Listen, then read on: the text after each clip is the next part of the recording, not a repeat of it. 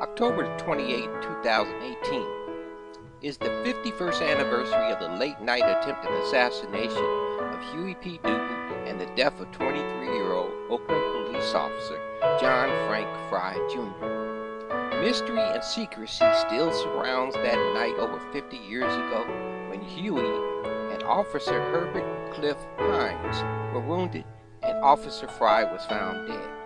At the scene, Huey's law book on constitutional law was found in the street inside a pool of blood. Officer Fry, part of the special Panther Squad, deliberately stopped Huey that night on the eve of Halloween to execute him because he was the Minister of Defense of the Black Panther Party for self-defense.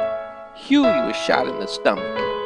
Even today, we still don't know if he had been shot with one of Officer Fry's .38 caliber bullets propelled by high-velocity ball powder, or one of the Officer Hines' .38 caliber bullets propelled by flake powder.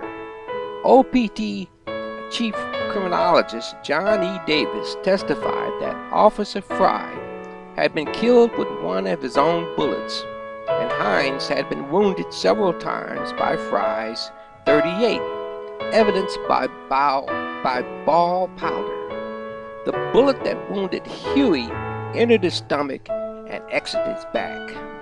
Allegedly, there were no gunpowder evidence, ball or flake, found on his clothing. However, the presence of key pieces of evidence, a German Luger 9mm pistol bullet, and spent cartridges, strongly suggests that October the 28th, 3 days before Halloween, had been an old German powerful pagan magical night to snuff out the life of Huey P. Newton sacredly and ritually with a Nazi ceremonial pistol. That German Luger pistol was deliberately removed from the crime scene and disappeared from history. In 2016, a rare and secret library of about 13,000 books on witches and the occult, assembled by Nazi SS-1 Chief Heinrich Himmler, was discovered in the Czech Republic in Prague. The collection included 6,000 books taken from the Norwegian Order of Freemasons of Oslo. Behind the veil of history, Himmler was raised a devout Catholic, but he was in fact a secret, fanatical, old-world German Aryan warlock. He believed in his own magical roots. According to his biographers, he discovered that one of his ancestors was burned as a witch. Himmler believed that the Vatican's inquisitions of witches during the Middle Ages were deliberately trying to repress an indigenous German pagan-based religion, Völkisch, in a conspiracy against the Aryan race. He believed in a scientific witchcraft, central to a secret satanic religion of the SS Knights of the Black Sun. In 1935, Himmler created a special Section H, Sonderkommando, so named for the first letter of the German word Hex, meaning witch. One of the most infamous members of the Sonderkommando was SS General Dr. Heinz Kramer. The section searched for documents on witchcraft, the occult, and the supernatural. They sought the information amongst at least 260 libraries and archives. Their work took place from 1935 to 1944. As a result, they accumulated the greatest concentrated collection on witches and their persecution in medieval Germany. This was the largest survey of witch trial records to be found in the history of Europe. Thus, Halloween would have been one of Himmler's and the SS's secret, sacred, and most powerful magical times of the year. Like Beltane, Halloween was seen as a liminal time when the boundary between this world and the otherworld could more easily be crossed. It was one of the most important times of the year that the SS's most sacred ancient Aryan ancestral heroes and Himmler's beloved heroic reincarnated spirit of King Hendrik the Fowler could literally walk through the walls. At Huey's criminal trial for the first-degree murder of Officer Fry and attempted murder of Officer Hines, the prosecution argued that Huey had been armed with the German Luger. Yet there were absolutely no evidence that even remotely tied Huey to a Luger pistol. The fact during that time is that the German manufactured 9mm specially made German bullets found at the scene could have been traced to a source. As I write, those bullets still have not been traced back to its manufacturer in Germany, and a source that bought the pistol and ammunition into the U.S. During Huey's criminal trial, at least two sources that came directly from the Berkeley white community informed me that Officer Fry had been a well-known vicious and bitter racist in the community. One was a young white female with tears falling like rain from her eyes. I immediately reported both incidents to Bobby Seale to take to Huey's legal defense team. I was under the impression that Huey's defense team was like TV, the Perry Mason show. I didn't know any better. I assumed that they had a Paul Drake private investigator with a white trench coat on the case. It looks as though that Charles Gary didn't employ a special investigator or a criminalist in Huey's defense.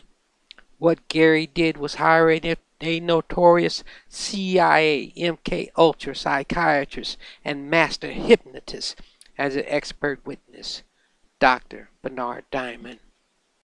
Dr. Diamond testified as a defense expert at Sirhan Sirhan's murder trial for assassinating U.S. Senator Robert F. Kennedy, that Sirhan hypnotized himself to kill RFK. It earned Sirhan a death penalty. I didn't like Gary, but that wasn't important at all. We had to work for and with him and the defense team to free Huey. The state wanted Huey convicted of first-degree murder and sentenced to death. Gary was CIA, Jim Jones and the People's Temple attorney. Gary called Jonestown, Guyana, beautiful, a paradise. Gary was in Jonestown November the 18th, 1978, the night of the assassination of U.S. Congressman Leo Ryan and the mass murder of over 900 people. In Jonestown on the night of the massacre, Gary was in charge of Leo Ryan's investigation of Jonestown that would embarrass the CIA by linking Jim Jones and the People's Temple to some of the agency's most valuable programs, including mind control studies and operations such as MK Ultra. Charles Gary worked for and was a key operative in the crime family house of New York mobster Big Joe Bonanno. Big Joe was one of the big five mafia dons in America. He was also one of the most powerful, clandestine, and dangerous shadow government crime figures in the world. Big Joe and his Lionel Corporation was part of America's clandestine military-industrial congressional complex. They did over 90% of their business with SS Werner von Braun, NASA, and the U.S. Ordnance, furnishing such items as electronic equipment, rocket parts, chemical warfare agents, and flamethrowers.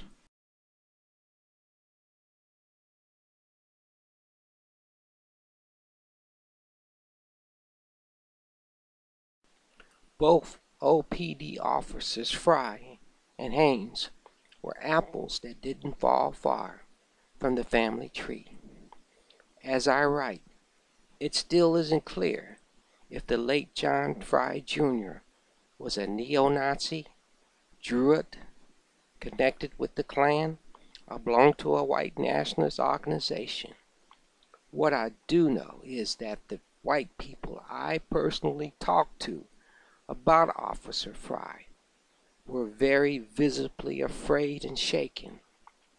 Whatever type of racist that he had been, Officer Fry had been so openly radical in his bigotry, hatred, and racism that it scared a lot of people. Whoever and whatever he was connected to had promised to kill us all. I was afraid. Officer Fry's great-grandparents, parents of Edward J. Fry and Lola Lehman, were natural-born Germans, most likely, I believe, linked to Berlin. Officer Herbert Clifton Haynes' father, Herbert Charles Haynes, of Santa Ana, California, was born in England. However, we know something about Herbert Clifton's close inner circle. In 1975, he married into the German descent family of Ambrose Anton Breitenbach. He married Mary, daughter of Ambrose. On October 16, 1940, Ambrose lived in Inglewood, California, 4.65 miles outside of El Segundo, California, and about 17 miles outside of Downey, California. On his World War II draft card, he revealed that he worked at an airplane factory named North American Aviation, NAA. NAA's factory floor had many German immigrant machinists with a worship devotion to their Dutch boss, James Howard Kindleberger. NAA's president and general manager's nickname, Dutch, referred to his descent from German, Dutch immigrants from Rhineland, Germany. NAA had a highly classified airplane factory and pilot training grounds in El Segundo, near the southeast corner of the Los Angeles Municipal Airport, and in the city of Downey. During World War II, NAA was the nation's top producer of airplanes, turning out 15,670 Mustangs, the fabled P-51 fighters, 9,816 B-25 bombers, and 15,498 trainers. During the Korean War, they produced the F-86 Sable jet workhorse of the Korean War aggression.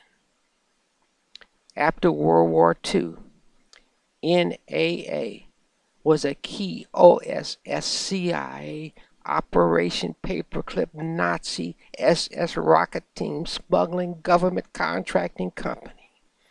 In 1947, Nazi Wehrmacht Army aero engineer Walter Jonas Riedel, the Nazi manager and engineer who managed the development of V-2 rocket engines at Peenemünde, along the ranks of Werner von Braun and Walter Dornberger.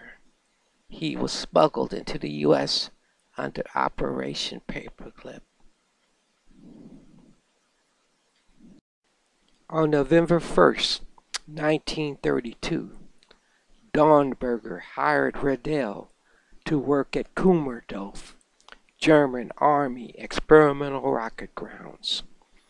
Riedel transferred Peenemünde rocket technology to Rocketdyne at NAA, which led to the development of rocket engines for the U.S. Army Redstone Division under Warner von Braun and the SS Pendlemoney rocket team.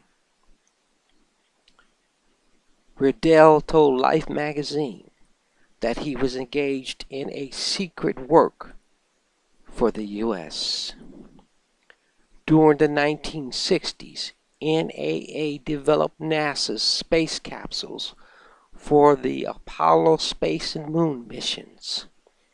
By May 3, 1967, NAA's contracts with NASA totaled $2,213 billion on the dime of the U.S. taxpayers. NAA made the Apollo space capsule that consumed, assassinated Freemason Lieutenant Colonel Gus Grissom, commander of Apollo 1, along with his fellow astronauts Ed White and Roger Chaffee, on January 27, 1967, during a pre-launch test for Apollo 1 mission at Cape Kennedy, Florida. Dutch and NAA also had a special close relationship with Prince Bernard, a notorious former covert Nazi SS officer and IG Farben spy who founded the Bilderberg Group.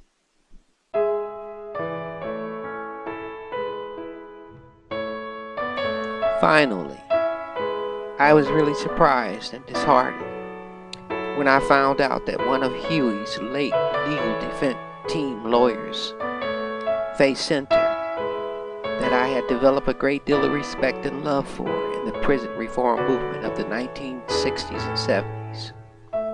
She believed that Huey, the big black brute, slaughtered Officer Fry and wounded Officer Hines in cold blood on October 28, 1967. If she was alive today, she would still believe that it was her appellate brief alone that finally freed Brother Huey from prison. It is as if she believed not in the power of the people, and that Huey, a black man, had no inalienable rights to human dignity, constitutional rights to self-protection and self-determination. In the final analysis, she too had been a faithful gatekeeper of white supremacy. She also willfully acted in concert with them to suppress and conceal evidence from the people of the Nazi German Luger that was key and vital evidence of Huey's innocence of first-degree murder and attempted murder of Officers Fry and Hines. On the eve of Halloween, one of the devils, demons, and evil spirits on the hunt for Huey P. Newton brought a mystical, magical Nazi German Luger to ritually and ceremonially snuff out his breath, heart, and soul. As the gates of hell opened on the eve of Halloween, the power of their most glorious ancient Aryan gods, warriors, and spirits, and their ages of magic failed them, but justice and righteousness prevailed. This day on Halloween, hundreds and thousands of children will become Black Panthers. If they can't control it, they will attempt to redefine it. Marvel's Comics Black Panther did not predate the Black Panther Party for self-defense. The Black Panther Party and its image were created by Stokely Carmichael in 1965. Huey and Bobby took over the Black Panther Party of Northern California, then created the Black Panther Party for Self-Defense on October 15, 1966, in the image of the Black Panther. Marvel Comics Black Panther image was created by CIA Project Merrimack to try to redefine, control, and redirect the powerful image of the Panthers. For the people, Huey P. Newton shall forever be the image of the Panther. headquarters. In the aftermath of the bloodshed of the night of October the 28th, 1967, at the eve of Halloween, we sat somber at Panther headquarters under a bleak, dark cloud of suspicion and hopelessness. Brother Bobby made it crystal clear. He was confident and firm. Chairman Seal told us in so many terms that we, the people, define Huey P. Newton, and the Free Huey movement began, and the rest is history.